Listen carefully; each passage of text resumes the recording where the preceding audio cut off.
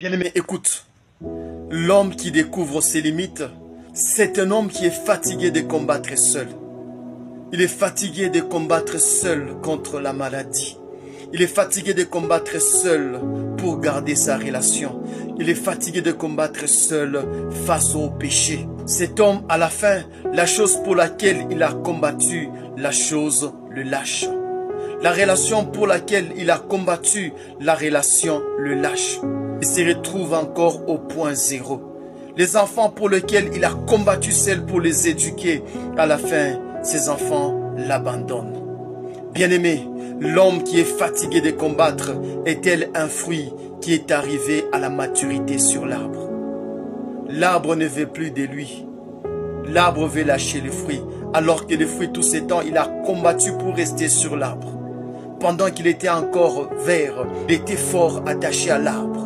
Mais à la fin, lorsqu'il est devenu mûr, l'arbre décide de le lâcher. Il décide de rester sur l'arbre, il va pourrir. S'il tombe, il va pourrir. Il attend qu'il soit cueilli. Lorsqu'il est cueilli, il sera mis au frais.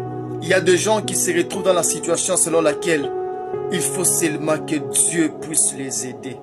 S'ils restent là où ils sont, ils vont mourir. S'ils quittent là où ils sont, ils vont encore perdre. Ici, il y a des gens qui sont dans des situations selon laquelle, là où ils sont perdants. S'ils quittent où ils sont encore perdants. Il faut une main surnaturelle qui puisse les aider. Tel un fruit mûr, s'il reste sur l'arbre, il pourrit. S'il tombe, il pourrit. Mais s'il est cueilli, il sera mis au frais. Je me tiens à la porte et je frappe. Si quelqu'un entend ma voix et ouvre la porte, j'entrerai chez lui et je souperai avec lui. Bien-aimé, Dieu est toujours à la porte. Je sais qu'il a toujours frappé à ta porte, tu n'as jamais ouvert. Il n'est jamais parti. Il frappe encore aujourd'hui au travers de cette exhortation. Veux-tu faire confiance à Dieu? Veux-tu faire les choses avec Dieu? Parce que seul tu as combattu. Regarde dans quelle situation tu te trouves. Une situation où tous ceux pourquoi tu t'es combattu te lâchent. Tous ceux pour qui tu t'es combattu t'oublient. Les choses te lâchent alors que tu as combattu pour le garder. Lisons. Matthieu chapitre 9, le verset 36 à 38.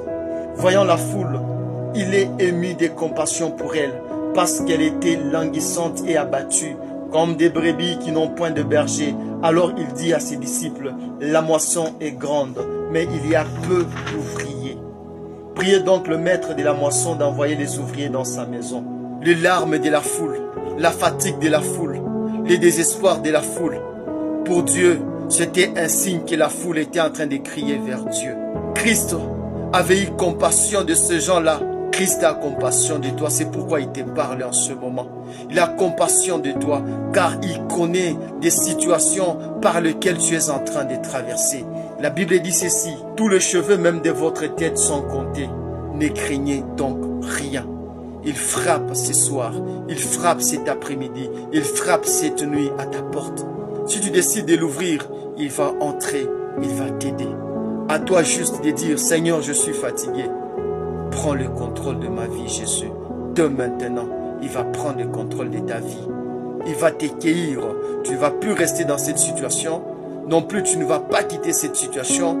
Il sait ce qu'il va faire.